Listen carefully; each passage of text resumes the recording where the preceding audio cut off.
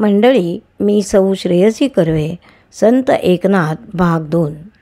कालच्या भागामध्ये नाथांना एका रात्री ज्ञानेश्वरांनी दृष्टांत दिला असं आपण पाहिलं. तो काय दिला ते बघूया आजच्या भागात. ज्ञानेश्वरांनी समाधी घेतल्याला आता 300 वर्ष होऊन गेली होती. समाधीस्थानी मोठं रान माजलं होतं. एकनाथ आपल्याबरोबर बरीच मंडळी घेऊन ज्ञानेश्वरांच्या सांगण्याप्रमाणे आळंदीला गेले. ज्ञानेश्वरांच्या समाधीचे दार उघडून त्यांनी अजान वृक्षाची मुळी ज्ञानेश्वरांच्या गळ्याला लागली होती ती नाथांनी बाजूला केली, अशी आख्यायिका वारकरी मंडळींमध्ये लोकप्रिय आहे. परंतु त्याच वेळी ज्ञानेश्वरीची शुद्ध प्रत तयार करण्याचा आदेश ज्ञानदेवांनी नाथांना दिला, असंही वारकरी संप्रदाय मानतो. पुढे नाथांनी ज्ञानेश्वरीच्या अनेक हस्तलिखित पोथ्या जमवून तिची एक संशोधित शुद्ध आवृत्ती तयार केली. सध्या प्रचलित असलेली जी ज्ञानेश्वरी ही नाथ संशोधित अशी आवृत्ती आहे.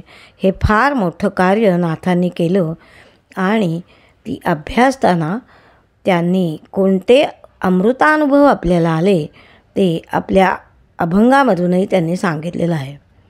त्यांच्या भारुडातून, भावार्थ रामायणातून तत्कालीन मुसलमानी अंमलाखाली असलेल्या महाराष्ट्राचं राजकीय, सामाजिक आणि आर्थिक दुरावस्थेचं चित्र आपल्याला बघायला मिळतं. परंतु धार्मिक क्षेत्रातील दांभिकांचा, त्यांच्या कारवायांचा त्यांनी चांगलाच समाचार घेतलेला यामध्ये आपल्याला दिसतो. त्यावेळची जी बहुरंगी, बहुढंगी असा समाज होता त्याला भागवत धर्माच्या सूत्रामध्ये गोवून त्याला भक्तिमार्गाला एकनाथांनी लावलं. प्रपंचात राहून संतवृत्ती आचरता येते हे नाथांनी स्वतःच्या उदाहरणावरून लोकांना पटवून दिलं. प्रपंच हाच परमार्थ रूप करणारा नाथांसारखा असा संतपुरुष वेगळाच. हरिनाम घ्यायला पाहिजे, कसं घ्यायला पाहिजे ते आपल्या साहित्यातून ते सांगतात. म्हणून संत मंडळामध्ये नाथांना पूर्ण संत असं म्हणतात.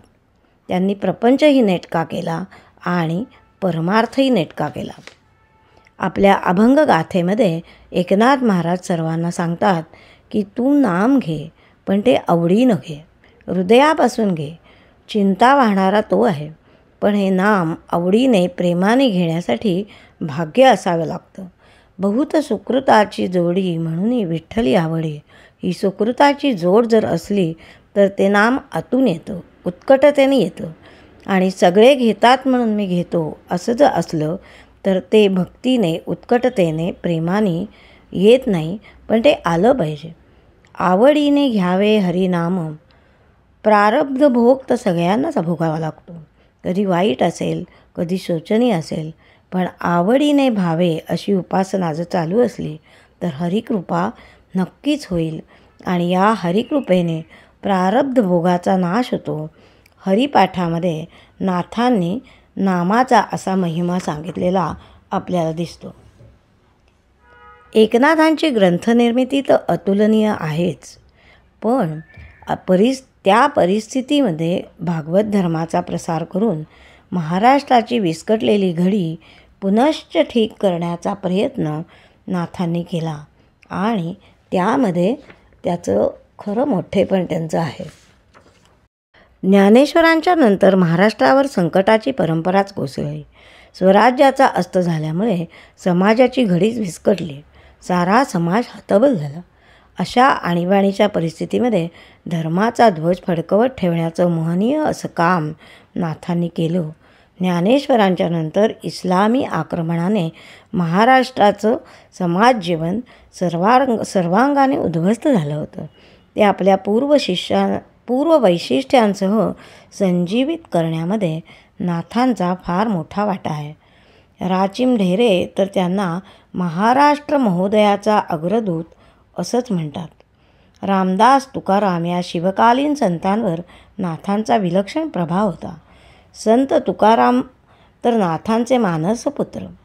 एकनाथांनी अध्यात्मावर 8 ग्रंथ लिहिले, हेही आपण बघितलं. याविषयी आपले पनवेलचे गोडबोले सर असं एका ठिकाणी म्हणतात की धर्माची तत्त्व कोणती, खरा धर्म कोणता याची जनमानसामध्ये ओळख व्हावी म्हणून नितांत श्रेष्ठ अशी परंपरा ग्रंथसंपदा नाथांनी निर्माण केली की ज्यामध्ये पांडित्य, विद्वत्व, कवित्व, रसिकत्व या चारहीचा संगम आहे. दया, क्षमा आणि शांती हे तीनही गुण एकवटलेले असे नाथ, तहानेल्या गाढवाच्या मुखी गंगा घालणारे असे नाथ, म्लेंछ त्यांच्यावर थुंकला तरी कौतुकाने पाहणारे असे नाथ, प्रत्येक गोष्टीकडे त्रयस्थ वृत्तीने पाहणारे हे नाथ.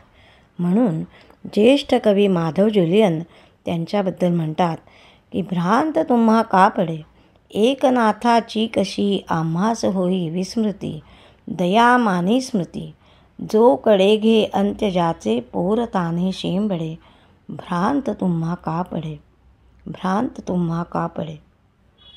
जय श्रीराम.